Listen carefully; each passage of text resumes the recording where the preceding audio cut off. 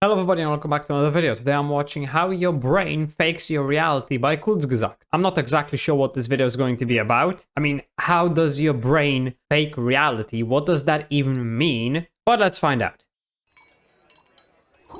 The world you see is not real. You're not living in this very moment that you're experiencing, and nothing is like it seems. It turns out your brain constructs your reality as you're experiencing it. It edits your memories as they happen. It lives in totally different time spheres and tells you a story about the world that feels real. What's going on and who's really in control of your life? The gap between reality and you. Vision is maybe our main source of information about the world, but in reality we don't really see that much. Only a thumbnail-sized area of your visual field is in high resolution, while the rest is out of focus. If it doesn't feel like this, that's because it's made up by your brain, using a pretty neat trick. Each second your eyes make 3 to 4 sudden jerky movements, saccades of 50 milliseconds, focusing from one point to another, scanning your environment to get different sharp images that your brain then edits together. During a saccade, your brain shuts down your vision so you don't see a wild motion blur. This means that each day for around 2 hours, you're completely blind. Well, that's interesting. I mean, I did already know about your eyes focusing on just a single thing, because when I look at objects that are close to me, everything that's in the distance is blurry. While when I focus on something that's in the distance, everything that's close to me is blurry. So that much was obvious, but I wasn't aware that your brain just constructs the image based on a couple millisecond long shots of every single thing that's in your field of vision. You could actually see what your eyes see, it would look something like this. Brrr, brrr. Instead, your brain fills this time with its best guesses of what happened during the blackness. But it does way more. It turns out that you're not really experiencing time correctly. What's really happening when you're stirring milk into a cup of coffee? As the spoon hits the ceramic, light reflects off it and hits your eyes after 1.3 nanoseconds. The ceramic vibrates and creates a shockwave of air molecules that travels to your ear in 1.2 milliseconds. Those are tiny amounts of time. Up by fibers in your fingers that send a signal to your brain in 50 milliseconds. 3 very different inputs, all processed in your brain at different times. You don't experience them separately, but as one smooth, simultaneous and connected moment. Your brain takes a moment to process and then invents a reality, a present moment that's not real. What you feel is now is in fact a selectively edited version of the past. Okay, so from this I'm guessing you see things, you hear things, you feel things, your brain edits that information, and then you get the knowledge of what's happening. A tiny fraction of, I don't know, 1 second after it actually happens. It's difficult for the human brain to process. It's making me question how I'm even watching this video. How real is this video? What part of this video is my brain just inventing? We only consciously experience the world 0.3 to 0.5 seconds after things happened. Except so a fraction of a second. Not really true. Well, because your brain is editing time and space way more than that. And it makes decisions completely out of your conscious control. You're living in the past. No. Future. No. A made-up future. Your present, what you experience right now, is kind of the future. Imagine for a second that you're a table tennis pro. In pro table tennis, balls whoosh around at 25 meters per second, which is pretty fast, so let's slow down time. Light passes from the ball to your eye in nanoseconds, is converted into electrical impulses that reach your brain to be processed after 100 milliseconds. Meanwhile, the ball travels 2.5 meters through the air, the length of the table. If your brain showed you the past, where the ball was 100 milliseconds ago, it would hit you before you could wouldn't react. be able to So instead, hit it back. Your brain takes its location, speed and direction and calculates where the ball should be in the future by the time the information reaches you, and then it creates a fictional version of it. This is what you see in your fake present, a fake ball that's somewhere else. But you don't need to just see the ball, you want to smash it back hard. This is so weird to think about. Started swinging your arm, I don't think I'll ever be able to play table tennis the same way. Fast. So before the ball even touches your opponent's bat, your brain starts predicting where it will likely be in space after they hit, based on the other player's posture and your table tennis experience. But as it can't be sure if it will be correct, it prepares multiple different responses. Maybe the That's ball true. will be here, or even here. You think about every possible To be ready scenario for all of depending on these how they're hitting scenarios, it. your brain sends pre-programmed orders to the muscles you need to jump left, right or up, telling them to be ready for any of them at a moment's notice.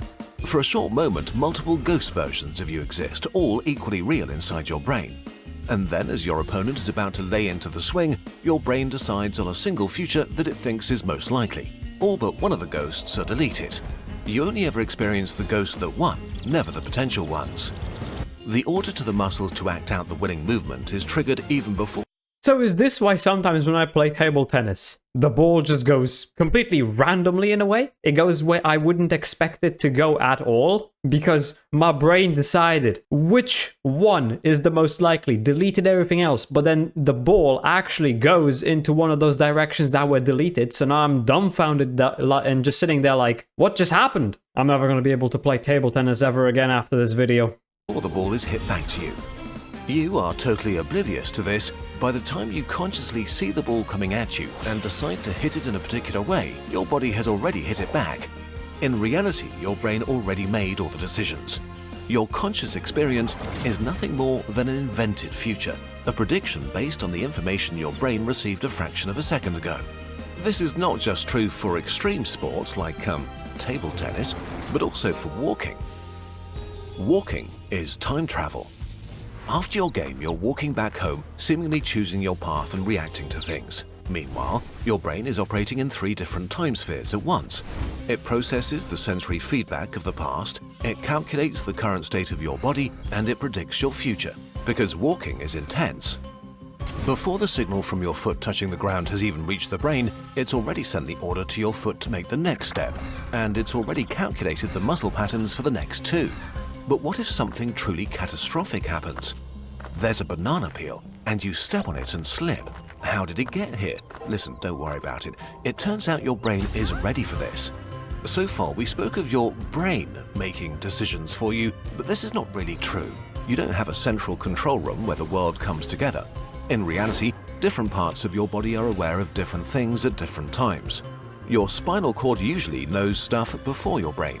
And even within your brain, different regions process the same event at different speeds and make independent decisions. As your foot catches the peel, the gyroscope inside your ears notices a sudden change of your position in space. It submits this information to your brainstem and spinal cord, the things must happen quickly section of your body. They immediately trigger emergency recovery patterns and send orders to different muscle groups. And you try not to fall over on your face. Pre-programmed sequences activate to catch your fall. Your arms shoot out, your other leg stiffens to support your weight, your core muscles contract to stabilize you. 100 milliseconds later, when you become aware. Okay, so what does this exactly mean if you didn't manage to recover and instead you slipped and fell? Was your brain just not ready for it? This is just making me think about every time I'm walking around when there's ice on the ground. Like during winter when I'm going to school or something. I know it's slippery. I know there's a chance I'm gonna slip. So with every step I take, I'm just ready to act if I do slip, which is why I never actually fall. So that's how that works, I guess. That you're tripping, your body is already recovering. You are only just now catching up. Okay, so we've learned that your brain is constantly predicting reality around you, makes decisions about the best way to act, and then shows you an edited version, which totally makes sense. Would you really want to be in charge of all that? But your brain is not just predicting the external world. Right now, it's predicting a way more complex thing, you. Are you just a prediction of your brain? Why do you feel about the world the way you do? Your sense of hunger, your energy level, and especially your emotions are not just objective reactions to what state you're in, but predictions.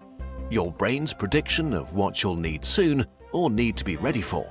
You're probably used to getting food or going to bed roughly around the same time, and as the time approaches, your brain releases hormones to prepare you. A self-fulfilling prophecy. You get hungry or tired because your brain assumes this is the time when this is needed. This is the most striking thing about your emotions. They aren't just reactions to the outside world, they're predictions. When you go to a party, your brain isn't waiting to see how you feel once you get there based on how the party actually is.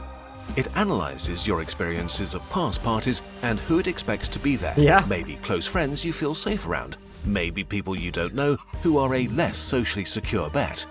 Maybe your brain remembers a party where you felt anxious and that experience stuck. This can be pretty annoying. If your brain predicts anxiousness, it adjusts your heart rate, hormone levels, and muscle tensions before you even enter the room. It prepares your body for anxiety, making you actually feel anxious, which then confirms the brain's prediction and gets saved for future reference. Does this make you feel like you're just along for the ride? That makes the brain seem like some sort of manipulative person or friend, whatever. This makes me think about times where I expected something to be horrible before I even went into the room or did something, you know, and then it turned out to be completely fine. So I was stressing over nothing. So my brain's prediction was just wrong. This video is already messing with my head. Right, forced to experience whatever predictions your brain feeds you. Thankfully, it's not quite like that. Your conscious self is obviously not the decider of most things as you go through your day. But that is not what it's good at anyway. Your brain and all of these different organ systems decide a lot of things, but they're more like butlers taking care of all the busy work. You may not be in the driver's seat, but you are the passenger that decides where to go. What your conscious self is good at is long-term planning and abstract thinking. It's a storyteller that tells the story of your life to your brain and to yourself, wherever the edges of these overlapping entities melt into each other. You are able to see the big picture that your internal prediction machine could never begin to grasp. You are the part of you that can edit and write new predictions into the system. Sometimes you and your brain disagree on what's correct, but in the end, you are the person in power who tells the story about who you are in this world. A story so convincing that you experience it as undeniable reality. And as a happy accident, your conscious self is great at being happy about ice cream, fascinated by internet videos, and thinking deeply about Pokemon types. Well, this video certainly was a great way to cause an existential crisis. There's not really much of a reason to think too deeply about this because this is just how the brain works, and you're not going to be able to change that. I mean, hell, your brain decided whether or not you are going to watch this video. Before you clicked on this video, you were probably thinking to yourself, is it going to be good? Is it going to be bad? Should I watch it or no? And if you're watching it and you're at this point, then obviously your brain decided, yeah, it's going to be good. It's worth the time spent to watch it. I mean, I've had that happen to me. I've had my brain decide that a video was bad and not worth watching before I even watched it. And out of curiosity, I clicked on it and yeah, it was terrible. I hated it. So yeah, I wouldn't think too deeply about this. I would just go with the flow, go with what your brain decides to do. Because if your brain decides something, it's probably the right thing for you. Obviously, that's not going to be true 100% of the time, but most of the time, whatever your brain decides is probably the best solution, the best option for you. But anyway, I hope you enjoyed this video. If you did, consider subscribing and leaving a like. If you're interested, why not watch this video right here? And with that, I hope I'll see you in the next video.